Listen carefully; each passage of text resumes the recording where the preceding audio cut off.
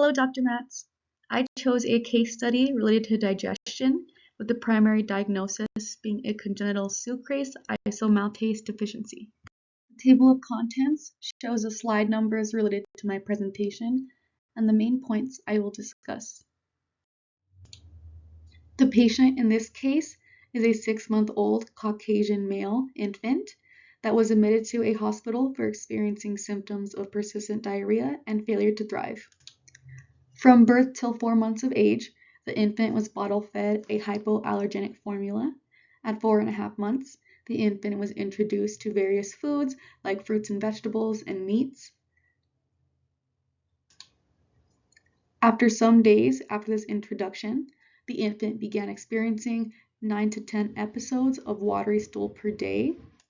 It was noted the stool was absent of any blood. This dietary change also resulted in poor weight gain. After seeing these symptoms, the parents changed the bottle-fed formula, but the infant experienced no improvement. At 5.5 months old, the patient was seen at another hospital for the same issues of severe diarrhea and malnutrition.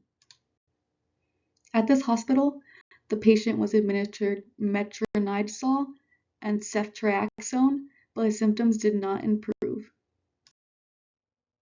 For this slide, I summarize the central premises of the article and the case. The article gives significant detail on CSID. CSID is a homozygous or compound heterozygous mutation of the SI gene. Sucrase isomaltase is a small intestine brush border membrane disaccharide required to hydrolyze sucrose and select starches. The onset of CSID occurs during infancy after transitioning from milk to foods containing sucrose and starch. Common symptoms include osmotic fermentive diarrhea, abdominal discomfort, flatulence, vomiting, and diaper rash. Treatment of CSID is adherence to sucrose and starch-limiting diet. An individual with CSID has a good prognosis, and symptoms improve with age because bacteria gain the ability to metabolize non-absorbed carbohydrates to organic acids. In this case, the 6-month-old patient began experiencing symptoms after transitioning his diet. His symptoms were diarrhea and deaccelerated growth. The infant was started on a protein hydrolyzed formula called Althera, which contains lactose. After some time, the patient became asymptomatic. A few months later, the infant was reintroduced to vegetables and fruits, and diarrhea occurred again.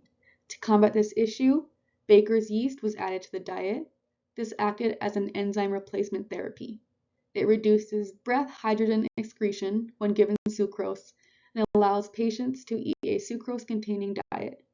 Previously mentioned, the infant had a prior history of hospital admission at 5.5 months for diarrhea and malnutrition.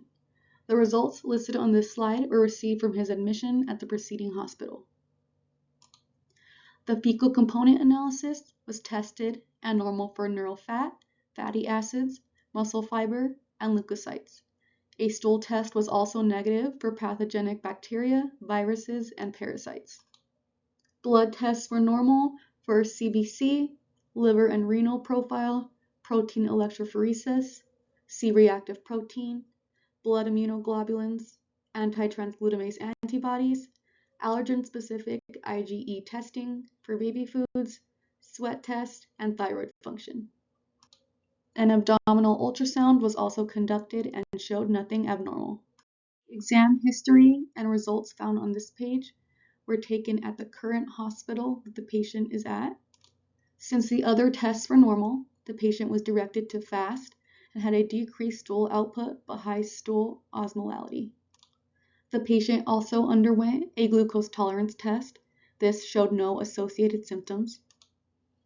However, when the patient underwent a sucrose tolerance test, they experienced watery diarrhea within a few hours. Measurements were negative for both tests regarding reducing substances. The physical exam was performed, and it showed a severe reduction of muscle mass and subcutaneous fat. Upon further inspection, a maculopapular rash was found on the infant's body. This was suggestive to an allergy to cow's milk protein. Finally, I wanted to add no acid hydrolysis tests were performed. Upon completion of these tests, the providers determined the cause of the infant's symptoms was due to congenital sucrase isomaltase deficiency, or CSID. To treat this issue, the typical protein hydrolyzed formula could not be used since the patient experienced a maculopapular rash evocative of cow's milk protein allergy, meaning he was experiencing two coexisting diseases. This is due to the formula's lactose-free nature and the need for sucrase isomaltase, which the patient lacked. Instead, the infant was started on an extensively hydrolyzed lactose formula called Ulthera. Upon starting Ulthera consumption, diarrhea and rash had ceased. Once the infant reached 7 months, the parents introduced fruits and vegetables into his diet, and diarrhea started once more. Baker's yeast was added to the infant's diet to combat the new issue. Baker's yeast has a significant amount of sucrase activity. The yeast sucrase causes a decrease in breath hydrogen excretion in patients with CSID who are given sucrose and allows the patients to consume sucrose in their diet. The chief complaint in this case is chronic diarrhea and malnutrition beginning at 4.5 months of age. These changes started when the infant was introduced to vegetables and meat. In an attempt to treat symptoms, the patient was administered metronidazole and ceftriaxone without improvement and was transferred to our hospital. Upon examination at the current hospital, the provider noted loose, watery stools and a reduction in muscle and subcutaneous fat. The primary outcome measures in this case were fasting, glucose, and sucrose tolerance tests. Due to the suspicion of CSID, the first course of action in the diagnosis was to have the patient fast to determine stool output and osmolality. Next, a glucose tolerance test was performed to determine if glucose-galactose intolerance was a reason for the diarrhea. The last test the patient underwent was an oral sucrose tolerance test. This test triggered the onset of watery diarrhea in a few hours. Included starting the infant on a protein hydrolyzed lactose-containing formula, Ulthera. This caused all symptoms to stop. Another key outcome measure in this case was intentionally re-exposing the patient to a cow's milk protein formula to determine if that caused the rash, and taking another sucrose test. Upon re-exposure and retaking the test, the patients did experience rash and diarrhea. While on the Ulthera diet, the infant did not have diarrhea, but when the parents reintroduced the infant to vegetables into the diet at 7 months, he began experiencing diarrhea once more. To combat this issue, Baker's yeast was added to the diet. Baker's yeast has some sucrase activity, low isomaltase activity, and no lactose activity. On a follow-up visit, the patient remains asymptomatic and on a regular diet. This case is a typical example of a person experiencing CSID. Diagnosing this condition requires a provider to be highly suspicious of the issue. Infants experiencing watery diarrhea frequently after introducing starch and sucrose to the diet should be evaluated for CSID. The infant experienced these symptoms at 4.5 months after food with starch and sucrose were introduced. The diarrhea was frequent and happened 9 to 10 times per day.